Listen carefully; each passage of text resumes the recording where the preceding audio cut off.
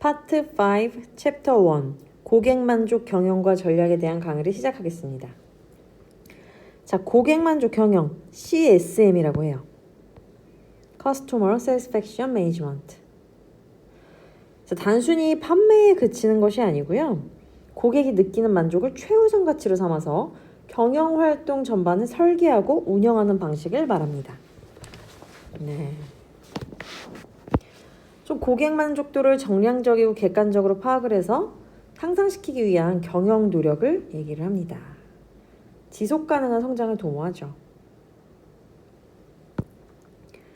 그리고 이런 원가 절감, 시장 점유율 확보 같은 단기적인 관점이 아니라 고객 만족이라는 장기적 관점을 중시합니다. 만족감을 극대화해서요, 고객의 충성도와 재구매로 유도를 하죠. 그리고 조직 전체가 좀 전사적으로 참여하는 경영 활동이다라고 기억하시면 돼요. 그래서 시험 문제에 고객 만족 경영에 대한 설명으로 뭐 틀린 것, 옳은 것 이렇게 퀴즈가 나가죠. 자, 고객 만족 경영의 등장 배경도 중요한데요. 자, 정보 기술이 발전을 하면서 소비자의 권한이 강화됐습니다. 그래서 고객 만족 개념도 더욱 강조되고 있죠. 네. 자, 기존 고객 유지하는 비용이 신규 고객 유지 비용보다 더 적게 들어요. 그래서 기존 고객을 유지하는 게 더 중요하다라고 볼 수 있겠죠. 자, CSM, 고객 만족 경영의 역사를 보시면 80년대부터 2010년대까지 쭉 나와 있어요. 크게 도입기, 성장기, 완성기, 고객 가치 경영으로 볼 수가 있는데, 자, 80년대 도입이 됐습니다. 스칸디나비아 항공사 양칼슨 회장이 MOT를 도입했어요. 모멘트 오브 스루죠. 고객 접점. 자, 그래서 80년대 후반에 일본 기업 중심으로 CSM이 도입이 됐습니다. 자, 우리나라에서는 1992년 LG에서 처음 도입을 했고요. 그 다음에 1년 뒤에 삼성이 도입을 했어요. 그 다음에 이제 공기업 및 민간기업의 CSM이 도입이 됐습니다. 자, 다음 완성기인데요. 전 업종에 걸쳐서 CSM이 확산이 됐습니다. 그리고 2010년대에는 고객 만족이 좀 평준화가 되어서 이제는 개별 고객 가치에 대한 관심이 증대가 되었습니다. 자, 고객 만족 경영의 철학, PSP 경영 철학이라고 나오는데요. PSP 뭐예요? People, Service, Profit을 말해요. PSP. 바로 사람, Service, 이익을 말합니다. 자, 기업 경영에서 가장 중요한 세 가지 핵심 요소인 사람, 서비스, 이익의 이런 유기적인 관계를 설명하는 개념인데요. 예, 시험에 자주 나옵니다. PSP 철학. 자, 이러한 PSP 경영 철학의 선순환 구조를 볼게요. 예, 이런 프로세스를 그리는데, 일단 직원의 만족도를 높이면 우수한 인재를 확보할 수 있기 때문에 인적 파워가 형성이 되죠. 그러면 내부 서비스 품질이 향상이 되겠죠. 그럼 기업은 프로세스 파워를 갖게 됩니다. 그래서 인적 파워와 프로세스 파워가 융합되면서 고품질 서비스가 창출이 되고요. 이는 고객의 니즈에 부합하는 아웃풋 파워로 이어집니다. 그래서 이에 만족한 고객들은 충성도가 높아지고요. 재구매율과 고객 유지율이 증가를 해서 기업은 수익성과 경쟁력을 높여서 마켓 파워를 확보하게 됩니다. 그럼 이러한 기업은 마켓 파워를 바탕으로 내부 고객에게 재투자를 하고요. 복리후생과 근로조건을 개선함으로써 다시 직원의 만족도를 높이게 되면서 지속 가능한 선순환 구조로 이어지는 거죠. 예. 자, 그래서 여기서 프로세스 파워, 예, 여기서 프로세스 파워, 예, 아웃풋 파워, 마켓 파워, 이러한 선순환 구조를 잘 기억을 해두시겠습니다. 자, 고객 만족의 세 가지 기본 요소인데요. 예, 하드웨어, 소프트웨어, 휴먼웨어가 있죠. 예, 이거는 앞쪽에서도 많이 다루었던 내용이라서 아마 잘 아실 거라 생각이 듭니다. 좀 물리적이고 유형적인 시설 장비 제품 말하고요. 시스템을 말하죠. 휴먼웨어는 사람에 관련된 것이겠죠. 자, 이러한 고객 만족도를 결정하는 요인이 있어요. 바로 제품과 서비스 품질, 고객 감정, 귀인 행동, 공평성 등이 고객 만족도를 결정을 하는 요소가 되겠습니다. 그리고 구전도 있고요. 기업의 이미지도 만족도에 영향을 줍니다.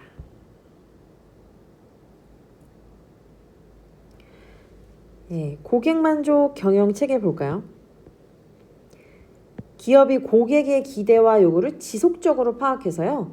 고객의 만족을 이끌어내기 위해서 조직적이고 체계적인 관리 시스템을 말해요. 이러한 고객 만족 경영 체계의 구성 요소를 보시면 비전과 미션, 서비스 컨셉트, 서비스 표준, 전달 전략, 상황 전술이 해당이 되겠습니다. 자, 서비스 컨셉트 뭐죠? 고객 만족 경영 비전의 달성을 위해서 기업의 서비스가 무엇을 지향해야 하는지를 제시하는 거예요. 우리 뭐 컨셉이 어떻게 돼? 이런 말 하잖아요. 컨셉. 이러한 고객 만족 경영의 변화 또한 발생을 하고 있는데 이러한 고객 만족 경영의 문제점부터 볼게요. 기업 간의 경쟁이 심화됐어요. 워낙 공급이 많이 이루어지고 있잖아요. 국내뿐만 아니라 해외까지. 그래서 수익 구조가 악화되고 있죠. 자, 이러한 기업 활동은 증가했지만 그 성과는 명확하지 못합니다.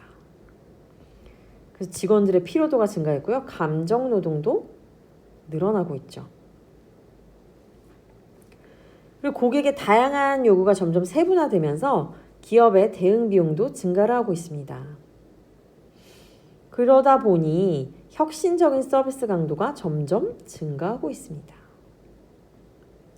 자, 고객 만족 경영의 변화 보시면 기업 측면과 소비자 측면으로 나눌 수가 있는데요.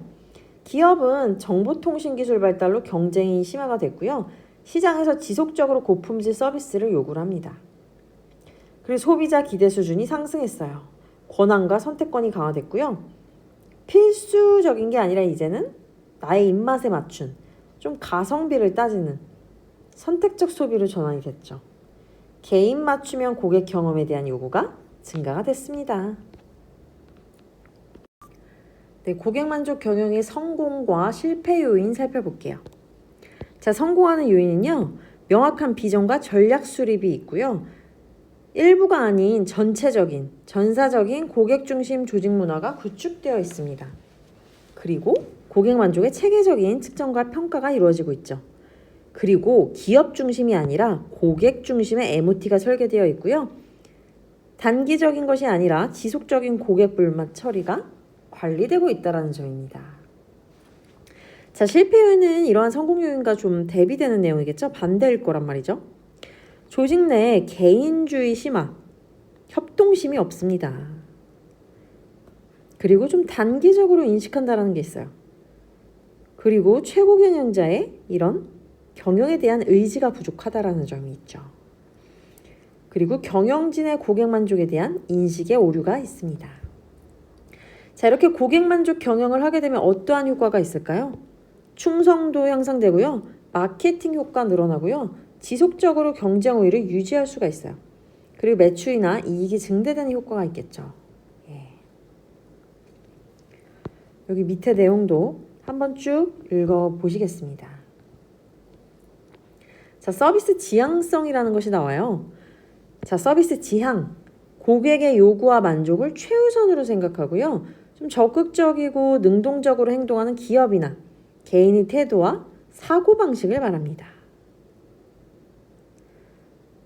네, 시장 정보에 대한 좀 전략적인 반응이고요. 탁월한 서비스가 최우선이다 라는 믿음을 반영하고 있죠. 자, 탁월한 서비스는요. 일부가 아니라 뭐라 그랬어요? 전사적으로, 전체적으로 기획이 되어서 설계된 서비스를 접점에 전달하는 거죠. 자, 이것은 좀 절대적인 개념은 아니고요. 상대적인 개념이에요.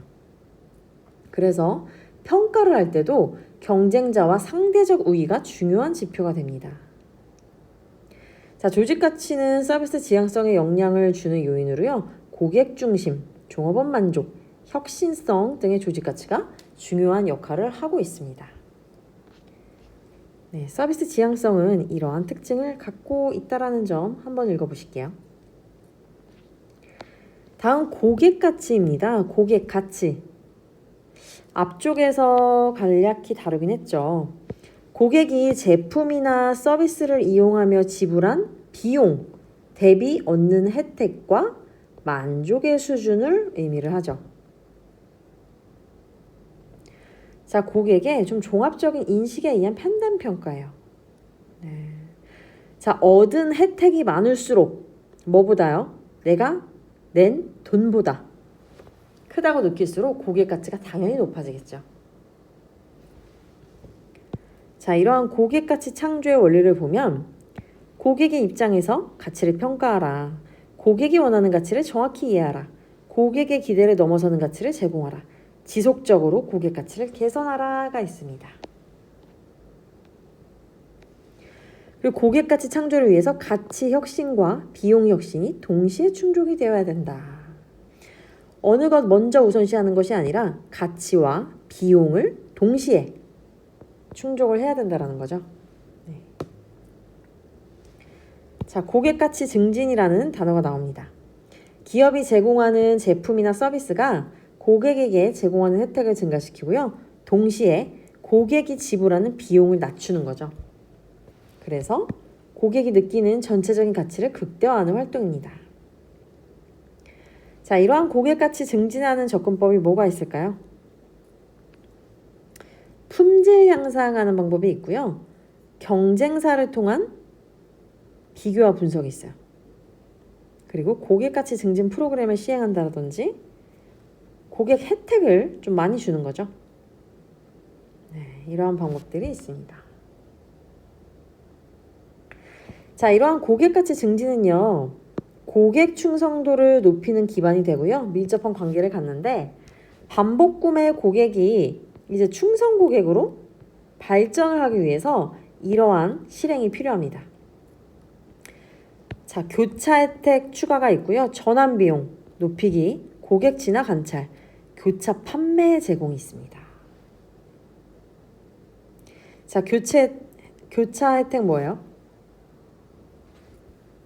고객에게 제공되는 다른 부가적인 상품이나 서비스를 통해서 추가적으로 혜택을 주는 거예요. 자, 전환 비용 뭐라 그랬어요? 다른 서비스로 갈아탈 때 발생하는 모든 비용이나 손실이죠. 이걸 높여야 고객이 쉽게 이탈하지 않겠죠. 예. 그리고 환경의 변화에 따라 고객의 니즈가 지속적으로 변화하기 때문에 관찰하는 방법이 있겠습니다. 그리고 교차 판매의 기회를 제공하면서 고객과 기업의 공동이익을 추구하는 방법이 있습니다. 파트 5, 챕터 2, 고객 만족도 측정에 대한 강의를 시작하겠습니다. 자, 고객 만족 지수가 나옵니다. CSI, Customer Satisfaction Index인데요. 기업이 제공한 제품이나 서비스에 대해 고객이 실제로 느끼는 만족도를 수치화해서 나타낸 거예요. 어떻게 했어요? 수치화. 우리 만족도 파악하기 어렵다라고 했잖아요. 그래도 수치화를 할 수 있도록 개량한 거죠.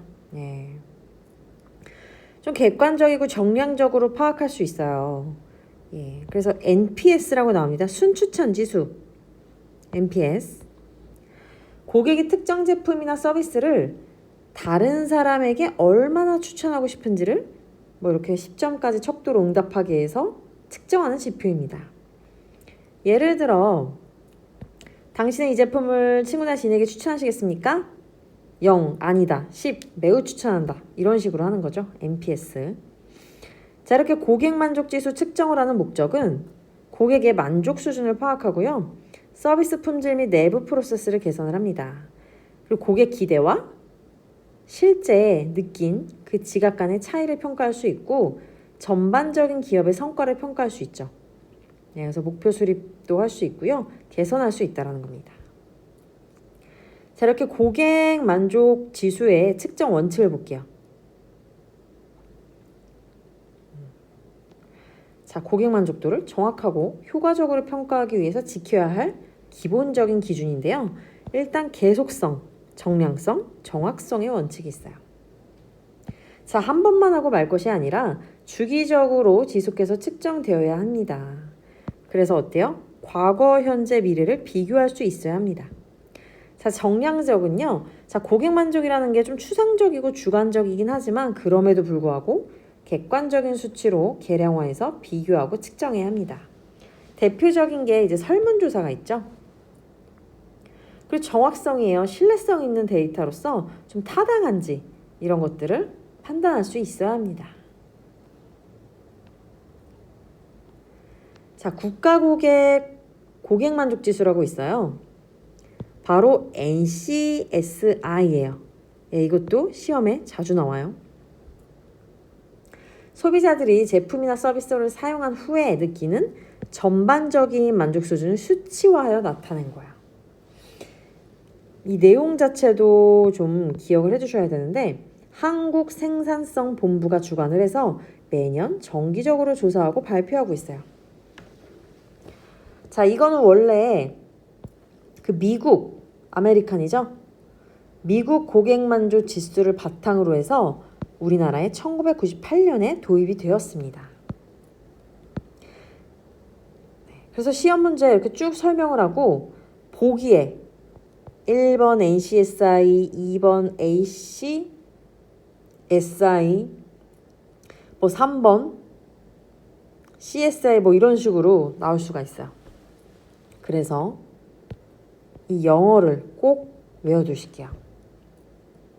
자, 그러면 NCSI 국가 고객 만족 지수의 순기능 볼까요? 자, 고객 만족 향상을 통해서 고객 중심 경영이 활성화될 수가 있고요. 소비자의 합리적인 구매 의사 결정을 지원을 합니다. 기업의 미래 수익률을 예측할 수 있고요. 거시경제나 산업 동향을 파악할 수 있습니다. 예. 이런 NCSI의 체계 볼까요? 자, 고객 만족의 원인 요소 선행 변수고요. 결과 변수예요. 자, 선행 변수는 직접적인 원인이에요. 만족에 영향을 주는 직접적인 원인인데 뭐 예를 들어서 고객 기대 수준, 제품 품질에 대한 뭐 기대치 같은 게 해당이 되겠죠. 그리고 좀 헷갈리니까 고객 인지 품질, 뭐 고객 인지 가치 이런 것들이 바로 고객 만족의 원인이 되겠죠. 선행. 예. 자, 그럼 결과 변수 뭐예요? 결과 변수는 만족이겠죠. 예. 예, 이러한 원인 요소를 바탕으로 만족에 얼마나 영향을 주는지 결과잖아요. 결과. 예. 그래서 시험 문제에서는 뭐 원인 요소가 아닌 것은 뭐 이렇게 나올 수도 있죠. 예.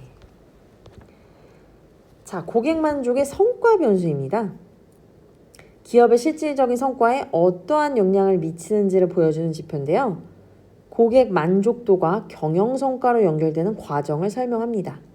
예를 들어 뭐 고객 불만율, 고객 충성도 이러한 것들이 해당이 되겠죠. 파트 5, 챕터 3 경영 전략과 분석에 대한 강의를 시작하겠습니다. 자, 경영 전략은요. 기업이 처한 상황과 경제 상황을 고려를 해서 기업이 추구하는 장기적인 목표를 설정을 하고 이를 달성하기 위해서 필요한 활동과 자원을 효율적으로 배분하는 계획과 방침을 의미를 합니다. 자, 기업이 어디에서 경쟁을 하고 어떻게 경쟁을 하면서 경쟁 우위를 확보할 것인지를 명확히 제시하는 것이 바로 경영 전략의 핵심이라고 볼 수 있습니다. 자, 엔소프라는 사람은요. 기업이 목표 달성을 위해서 외부 환경과의 상호작용 속에서 취해야 하는 의사결정의 기준과 방향을 명확히 제시하는 것이라고 정리를 했어요. 자, 경영 전략의 수준 볼게요. 기업 수준, 사업부 수준, 기능 수준으로 나누었는데요. 자, 이 전략은 기업이 목적과 목표를 효과적으로 달성하기 위해 수립하는 전략이라고 했어요. 자, 기업 수준은요, 전체 조직의 성장을 위해 사업의 범위와 방향을 결정하는 전략입니다. 기업 전체의 자원 배분과 사업 포트폴리오를 결정하는 가장 상위 수준의 전략이라고 볼 수가 있어요. 자, 사업부 수준은요, 특정 사업 단위가 경쟁하는 사업 내에서 경쟁 우위를 확보하기 위해 수립하는 전략을 말합니다. 기능 수준은 각 기능 부서가 구체적인 목표 달성을 위해 설정하는 실행 전략을 얘기를 합니다. 자, 이러한 경영 전략의 특징 보시면 좀 장기적인 관점이 있어요. 네, 충분한 기간이 필요하고요. 경쟁 우위를 추구를 합니다. 그리고 의사결정 지침을 제공을 하고요. 통합적이에요. 그 자원 배분에 효율성을 갖는 이러한 특징이 있습니다. 자, 기업의 성장 전략 보시면 엔소프의 성장 전략 매트릭스라고 있어요. 자, 이것이 뭐냐면 기업이 성장과 확장을 위해서 선택할 수 있는 전략 방향을 명확히 제시하는 모델이에요. 보시면 기존 제품, 신규 제품에 따라서 자, 시장 침투 전략을 할 때와 제품 개발 전략을 할 때, 시장 개발 전략을 할 때와 다각화 전략을 할 때 이렇게 4가지 성장 전략을 제시를 하고 있습니다. 자, 시장 침투 전략 볼까요?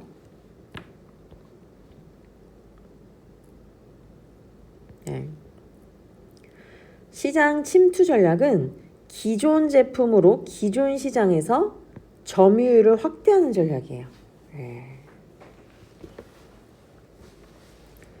자, 시장 개발 전략.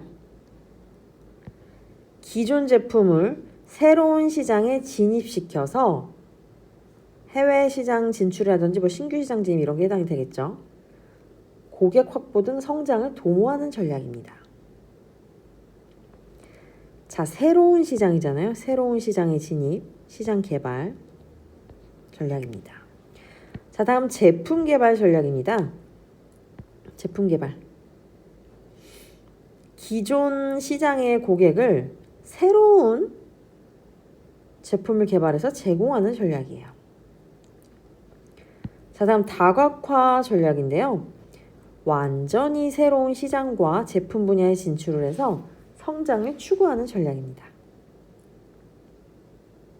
사업 위험을 분산시키기 위해서 활용이 되죠. 그래서 이 예시로는 인수합병이라든지 다각화, 비관련 다각화가 해당이 되겠습니다. 자, 포트폴리오 전략 볼까요? 예, 포트폴리오 전략이라고 하는 것은 기업이 여러 사업 부문을 동시에 운영을 할 때 각 사업 간의 균형과 효율성을 극대화해서 기업의 전체 장기적인 성장과 이익을 추구하는 전략적 접근 방식입니다. 자, 뭐가 있냐면 BCG 매트릭스라고 있어요. 보스턴 컨설팅 그룹 매트릭스를 줄여서 이제 BCG 매트릭스라고 하는데 대표적인 포트폴리오 분석 도구죠. 자, 뭐냐면 여러 사업이나 제품을 시장 성장률과 상대적 시장 점유율의 이 두 축으로 나누어서 평가를 하고요. 이를 바탕으로 자원을 효율적으로 배분을 하고 방향을 설정하는 겁니다. 자, BCG 매트릭스의 유형 보면 이렇게 4가지 유형으로 분류를 해놨어요. 별, 현금 젖소, 캐시카우죠. 물음표, 개. 자, 별은 어때요? 시장 성장률도 높고 시장 점유율도 높아요. 네, 높음. 성장성이 높고 경쟁력도 뛰어나므로 적극적인 투자가 필요합니다. 자, 현금 젖소는 이제 캐시카우인데 시장 성장률이 낮고요. 시장 점유율은 높아요. 자금 확보에 활용이 되죠. 자, 물음표는 성장률은 높은데 점유율이 낮아요. 가능성은 있는데 점유율이 낮아서 좀 불확실성이 크기 때문에 선택적인 투자가 필요합니다. 자, 개. 뭔가 다 안 좋을 것 같죠? 둘 다 낮아요. 축소하거나 또는 철수를 고려해야 하는 사업을 얘기합니다.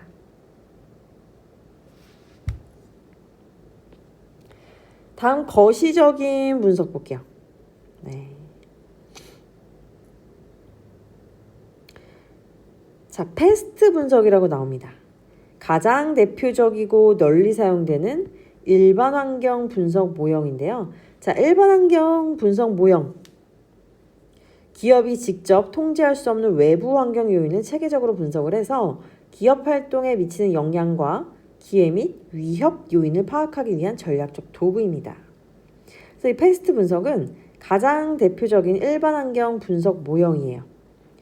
그래서 이러한 4가지 외부 환경 요소로 구성이 되어 있습니다. 자, 정치적, 경제적, 사회문화적, 기술적이 있는데요. 자, 이러한 예시를 잘 기억을 해두실게요.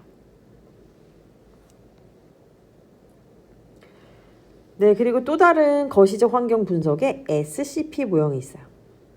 바로 뭐예요? 시장 구조, structure, 기업 행동, conduct, 성과, performance 3가지 요소 간의 관계를 분석하는 경제학적 분석 모형이고요. 자, 이 모형은 주로 산업 조직론에서 사용이 되고 기업이 시장에서 어떻게 성장을 하고 어떤 성과를 도출하는지를 분석하는 기본 틀로 활용이 됩니다. 자, 스트럭처, 시장 구조가 기업의 행동을 결정을 하고 이러한 기업의 행동이 궁극적으로 시장 성과를 좌우한다는 관점에서 SCP 이렇게 순서로 가는 거죠. 예, 꼭 외워두실게요. 네, 여기 잘 정리를 해놨습니다. 자, 산업 수명 주기 모형이 있어요. 산업이 시간의 흐름에 따라서 도입기, 성장기, 성숙기, 쇠퇴기의 단계를 거치고 발전하면서 변화하는 과정을 설명하는 모델입니다. 인간도 생애주기가 있는 것처럼 산업도 이렇게 수명주기가 있다라는 거죠. 이렇게 쭉. 예. 자, 이러한 특징에 따라서 전략적 방향도 잘 이해를 해두시겠습니다. 그래서 보통 이제 PLC라고 하는데요. 제품이 성장을 할 때 보통 이러한 그래프를 그리죠. 네. 도입, 성장, 성숙기를 거쳐 쇠퇴기를 거치죠. 예.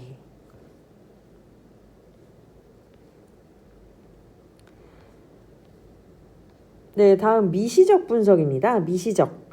거시적은 좀 크게 큰 틀을 생각을 한다라면 미시적은 조금 디테일한 거라고 볼 수가 있어요. 자, 5폴스 모형 마이클 포터 시험 문제에 꼭 나옵니다. 예. 자, 이것은요 특정 산업이나 시장의 경쟁 구조와 수익성에 영향을 미치는 요인을 좀 체계적으로 분석하는 도구예요. 자신이 속한 산업의 경쟁 환경을 이해를 하고 경쟁 우위를 확보하기 위한 전략적인 방안을 모색할 수 있어요. 자, 그래서 이 마이클 포터는 산업의 경쟁 강도를 결정짓는 주요 요인을 5가지의 경쟁 세력, 즉 force 구분하였는데요. 자, 이렇게요. 기존 경쟁자, 신규 진입자, 대체제, 구매자 교섭력, 공급자의 교섭력 이렇게 5가지 세력으로 봤습니다. 자, 기존 경쟁자는요. 경쟁이 치열할수록 가격 인하나 수익성 저하가 발생을 하죠. 신규 진입자, 신규 기업이 시장에 쉽게 진입할수록 경쟁이 심화되겠죠. 대체제, 기존 제품을 대체할 수 있는 새로운 제품의 출현이에요. 당연히 대체제가 많아질수록 구매자의 협상력이 증가를 하죠. 그래서 이익률이 떨어집니다. 자, 구매자의 교섭력인데요. 소비자가 가격, 품질, 거래 조건에 영향력을 행사할 수 있는 정도예요. 구매자는 소비자를 말하겠죠. 예. 그래서 구매자의 협상력이 높아지면 기업의 수익성이 감소를 합니다.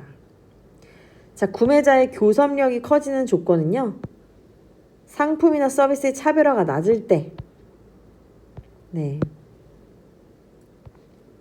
구매자 수가 적고 구매량이 클 때, 스위칭 코스트가 작을 때, 전환 비용이 작을 때. 자, 그렇다면 다음으로는 공급자의 교섭력이에요. 공급자가 가격이나 품질에 영향을 미칠 수 있는 정도를 말하거든요. 공급자의 협상력이 높으면 기업은 높은 원가를 부담하게 돼서 산업 내 수익성이 떨어집니다. 자, 공급자의 교섭력이 커지는 조건을 보시면 공급자 수가 적고 독점적인 지위를 가질 때 품질이나 영향력에 그런 힘을 더 가할 수가 있죠. 그리고 공급자가 제공하는 제품이나 서비스의 차별화가 클 때, 공급자 전환 비용이 크거나 제품의 중요성이 높을 때 해당이 되겠습니다. 네, 그리고 시험에 또 자주 나오는 게 스왑 분석입니다. 자, 거시적 분석과 미시적 분석을 통합한 거거든요. 기업의 내부 환경과 외부 환경을 함께 분석하는 전략적 도구예요. 강점, 약점, 기회, 위협을 줄여서 바로 스왑 분석이라고 해요. 네. 자, 강점은요, 경쟁 우위 요소고요. 약점은 열등한 요소예요. 기회는 외부 환경에서 발생하는 유리한 요소고요. 위협은 외부 환경에서 발생하는 불리한 요소를 말합니다.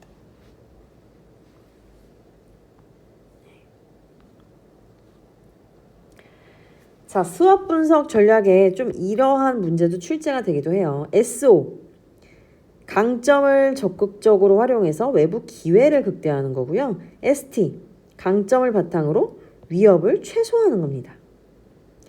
약점을 보완해서 기회를 활용하는 거고요.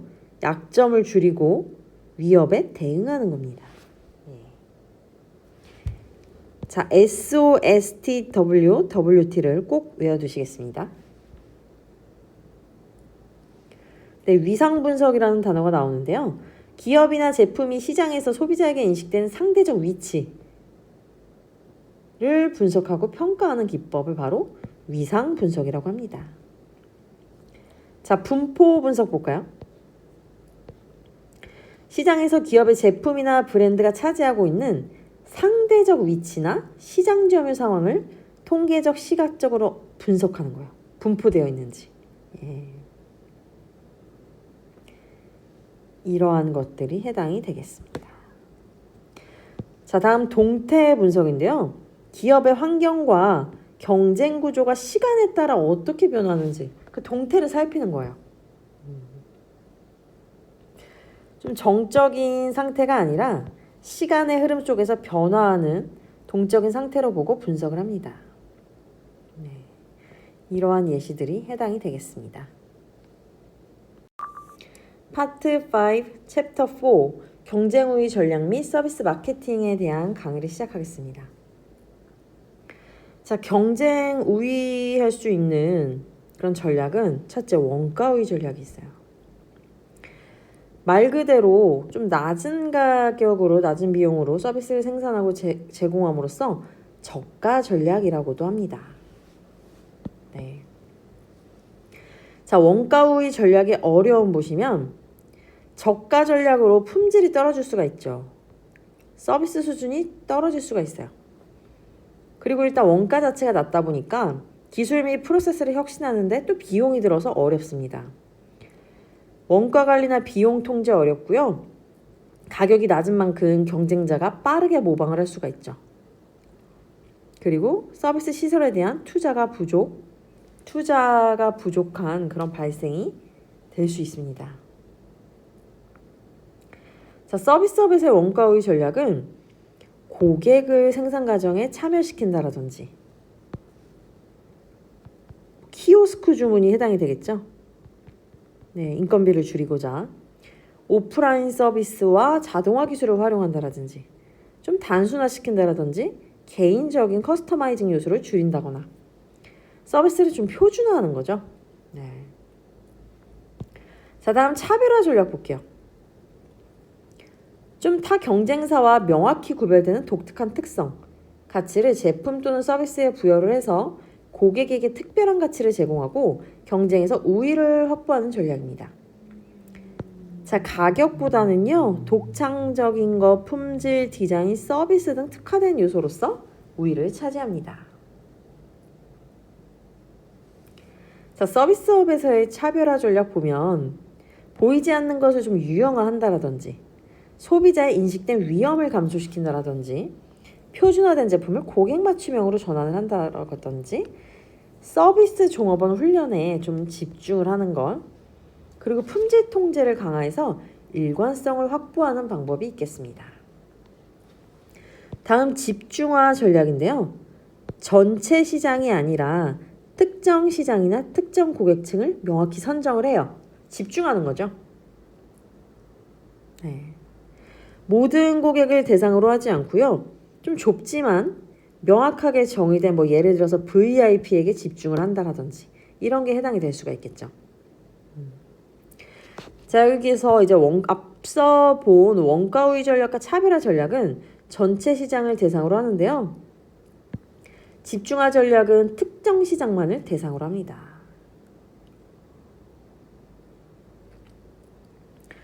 이러한 집중화 전략의 방향에서 원가 우위 집중화 전략도 있고 차별화 집중화 전략도 있어요.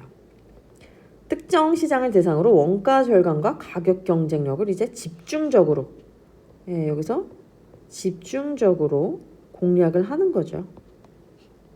차별화도 마찬가지. 특정 시장을 대상으로 제품 및 서비스의 차별화를 통해 공략을 하는 거예요. 다음 서비스 마케팅 볼게요. 서비스 마케팅의 개념. 무형의 서비스를 효과적으로 전달하기 위해서 유형 제품과는 다른 접근 방식과 전략으로 서비스를 설계, 제공하고 고객과의 관계를 관리하는 마케팅 활동을 의미를 합니다. 자, 유형 제품이 아니라 무형 서비스에 초점을 맞춰서 고객 만족을 극대화하고 장기적인 고객 관계 구축을 목표로 합니다. 서비스 트라이앵글, 서비스 삼각형도 시험에 독립적으로 좀 자주 출제가 되거든요. 필립 코틀러가 제시한 개념인데요. 기업이 고객에게 고품질 서비스를 제공하기 위해서 반드시 고려해야 할 세 가지 핵심 주체 간 상호관계를 말한 거예요. 네. 서비스 마케팅 트라이앵글. 자, 회사와 종업원 간에 하는 내부 마케팅이 있다. 그리고 종업원과 고객 간에 하는 상호작용 마케팅이 있다. 그리고 일반적으로 회사가 고객에게 하는 이러한 외부 마케팅이 있다. 이게 바로 뭐다? 서비스 삼각형을 말합니다. 네. 그래서 가끔 문제에는요, 여기를 이제 가로로 두고 이 안에 들어갈 내용을 묻는 그런 질문이 나올 수가 있어요. 예.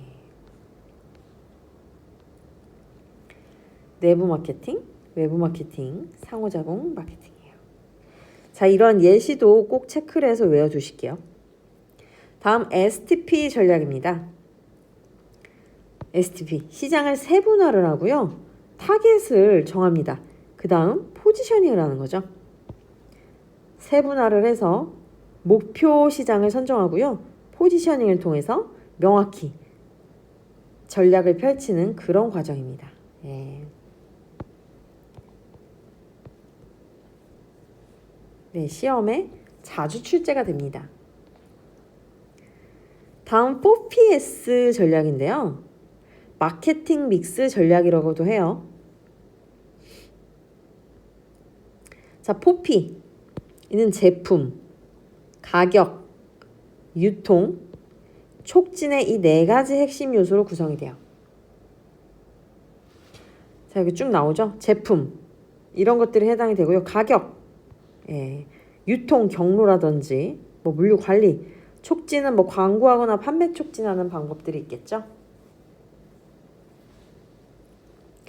자, 근데 서비스 산업에서요. 무형적 특성과 소비자 중심의 특성을 반영하기 위해서 3PS를 추가를 했습니다.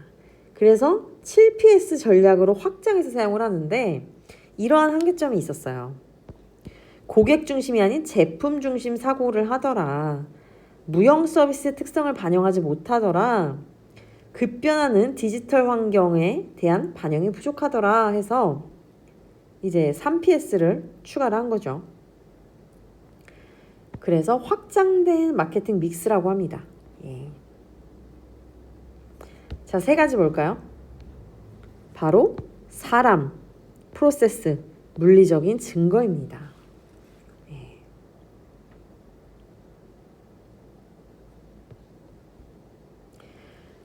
자, 그리고 포피S에서 포시S로의 전환도 있어요.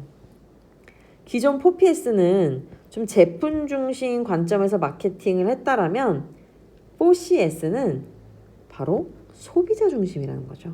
예. 소비자 중심. 자, 소비자 중심 뭐가 있을까요? 고객. 소비자가 돈을 내니까 비용. 소비자가 사용하니까 편의성. 그리고 소비자가 답답하지 않도록 소통. 예. 소비자 중심이죠.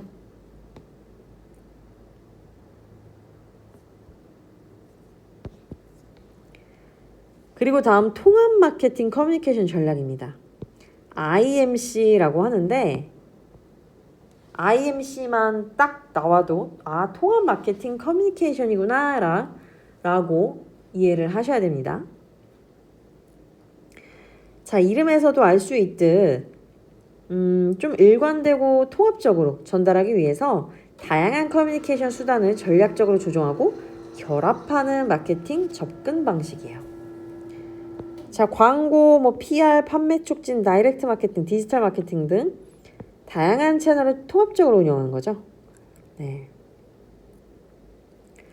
다음 니치 마케팅, 틈새 시장 전략이라고도 하는데 그냥 니치 마케팅이라고 시험 문제 보기에 이렇게 니치라고만 표현이 될 수도 있어요. 자, 뭐예요? 작고 세분화된 시장, 니치를 집중적으로 공략을 해서 경쟁 우위를 확보하는 거거든요. 니치는 원래 빈틈이나 틈새의 의미예요.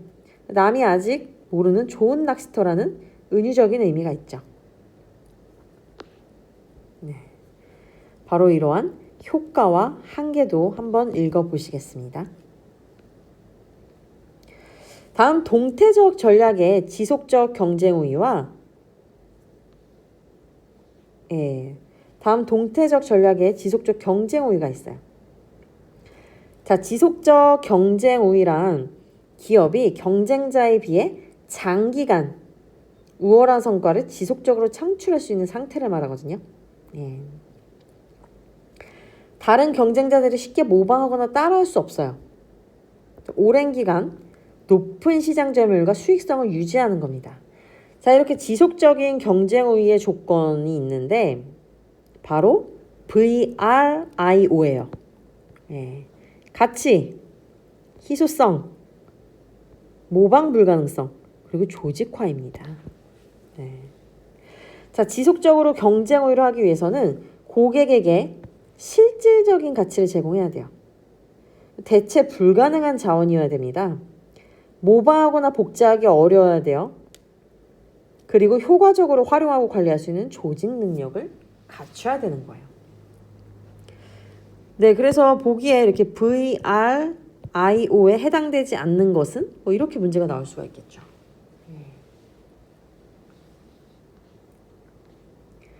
다음 서비스 확산 분석에 대해서 볼게요. 신규 서비스가 시장에 처음 소개된 후에 시간이 지나면서 퍼져나가는데 고객에게 수용되는 과정을 분석하는 거예요.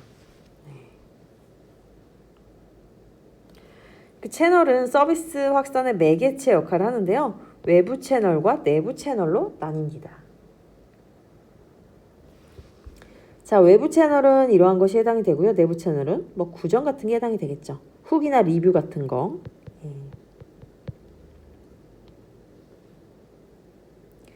다음 바스 확산 모델입니다. 신제품이 시장에 처음 도입된 다음에 소비자들이 이를 채택하는 속도랑 확산 과정을 예측하고 분석하는 대표적인 혁신 확산 모델이에요. 프랑크 베스가 개발했죠. 그래서 여기서는 혁신 효과, 모방 효과라는 두 가지 요인을 통해서 소비자 행동을 설명하고요. 두 효과는 결합이 돼서 소비자가 제품이나 서비스를 채택하는 전체 과정을 설명을 합니다.